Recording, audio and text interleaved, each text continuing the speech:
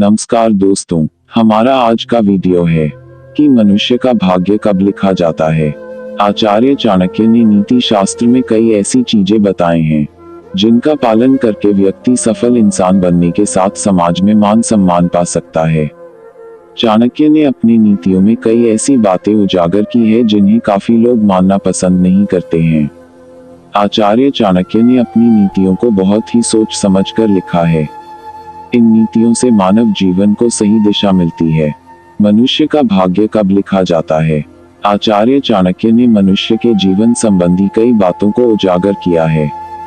इसी तरह उन्होंने एक नीति में बताया है कि मनुष्य के जन्म लेने से पहले ही कुछ चीजें उसके भाग्य में लिख दी जाती है। ऐसे में इन 5 चीजों से वह चाह कर भी छुटकारा नहीं पा सकता है, तो क्या है आइए जानते हैं।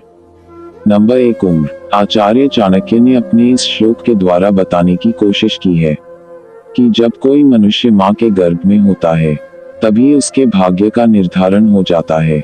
जन्म से पहले ही उसकी उम्र के बारे में लिख दिया जाता है। इसलिए कहा जाता है कि हर किसी की मृत्यु का समय पहले से ही तय होता है। नंबर 2, विद्या। नीति शास्त्र के मुताबिक व्यक्ति कितनी विद्या यानी पढ़ाई करेगा, इसके बारे में भी भाग्य में भी लिख दिया जाता है। इसलिए कई बार हम चाहकर भी कुछ चीजों को हासिल नहीं कर पाते हैं। अगर आप अपने भाग्य से आगे विद्या प्राप्त करने की चाह रखते हैं तो वह किसी न किसी तरह आपको नहीं मिल पाती है।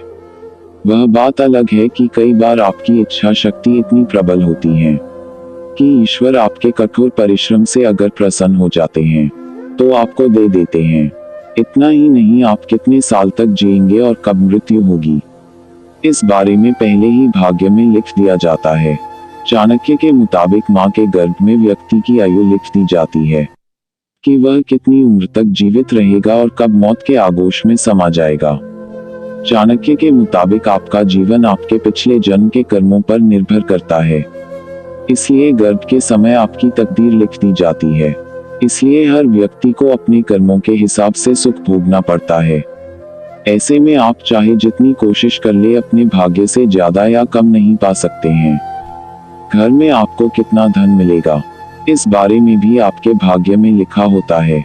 इसलिए इंसान को अपने जीवन को बहुत ही सदाचार होकर जीना चाहिए, जिससे अगले जन्म में आप सुख समृद्धि के समय को व्यतीत कर पाए। तो दोस्तों, उम्मीद करता हूँ कि ये जानकारी आपको अच्छी लगी होगी। हमारे चैनल में अंत तक बने रहने के लिए आप सभी लोगों को धन्यवाद।